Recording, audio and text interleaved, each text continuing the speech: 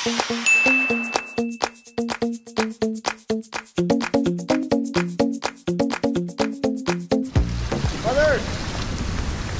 Father! Unti-unti na pong tumataas yung baha sa labas. Mabuti nga sa kabilang mansyon. Mataas-taas po yun sa lupa. Pero pag hindi po tumigil ang malakas na pagulan, papasukin na rin po yun. Girls, umakit na kayo. Halika na.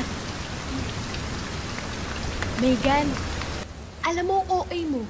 Nasa second floor tayo. Wala pa dito yung baha. Kaya pakibaba yung paa mo kasi kumakain kami. Tsaka kumakain din sila, oh. Paano kung biglang nagka-flash flood dito? Are we safe here? Saan tayo pupunta? Wala. Malulunod tayo lahat dito. Huwag mo nga akong tinatakot. Megan, na-retrieve mo na ba yung cellphone na iniwan natin sa confessional kagabi? No, hindi pa. Galing ako dun eh. Wala na yung cellphone mo.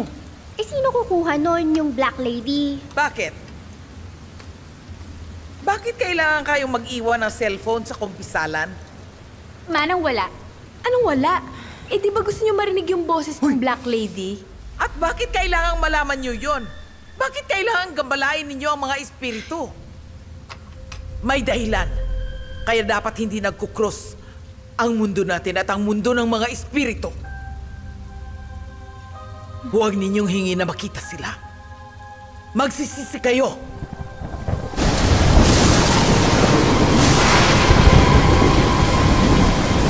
Yung kauno ng kandila, nakita nyo, Mang Anding? Opo, Father. Sige, pakidagdagan nyo ng kandila yung kwarto ng mga bata. Sige po. Ito, Father. Saan po ito? Dito na lang, Jacob. Diyan, oh. Dito na lang. Asan si Jack? Si Allison at saka si Steve? Father, please let me look for Jack. O sige, bilisan mo ha. Opo. Mag-iingat ka. Teka lang. Bakit? Sabi mo kasi makipag-break ka na sa kanya. Oo nga. Eh, kailan mo balak gawin yun? Basta, kung bahala. Ay, nako. Alis ka! Alis ka! Teka lang! Iwan mo ako? Nagkikiliti ako. Mang Anding, pakitingnan mo yung bintana, oh. Ayos sumare. Ayaw po, titignan ko po.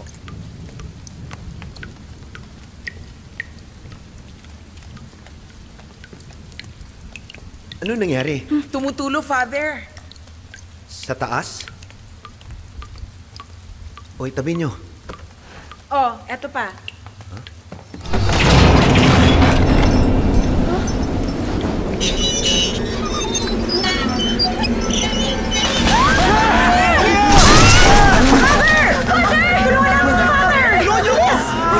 Sige, dali. Sige. Oh my gosh!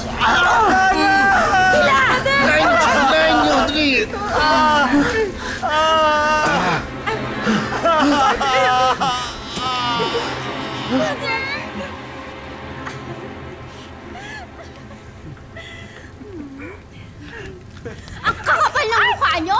Kayo pa, ha? Kayo pa talaga! Ano ba? Tama na! Ano ba, Chelsea? Tama na! Walang hiya kayo? You deserve each other! Kumusta, Father? Okay na po yan. Ilipat natin si Father sa sofa. Wag na! Hindi ko kaya. Father, oh. Ang tubig. Bilis maniwala. Pag may multo nga atong na-record, upload ko agad sa YouTube. Sisikat ako neto. Nang mamatay ako, pati ang katotohanan ay...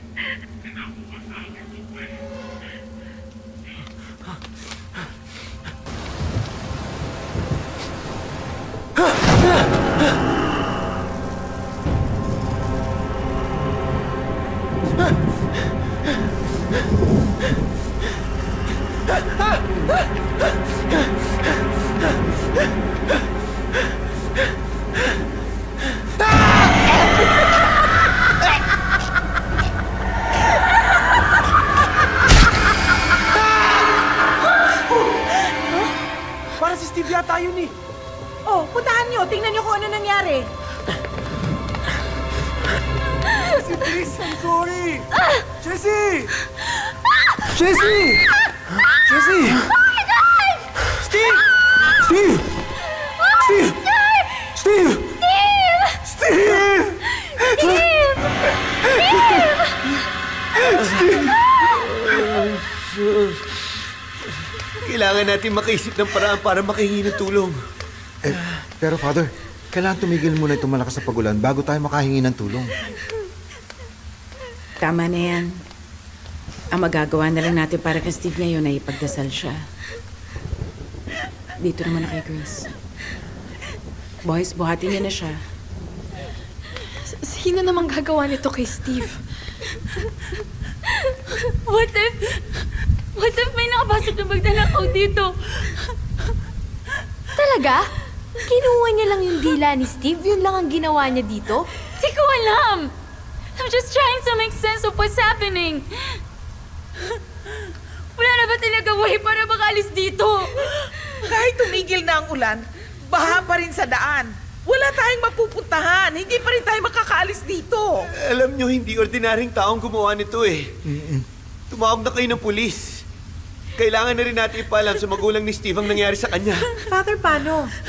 Yung mga cellphone na kinonfiscate ko, sigurado ako wala ng baterya. Tayong may telepono. Hindi naman nakapag-charge.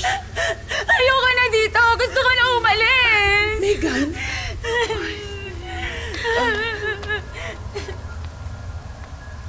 Ma'am! Ma'am, ito, may battery pa.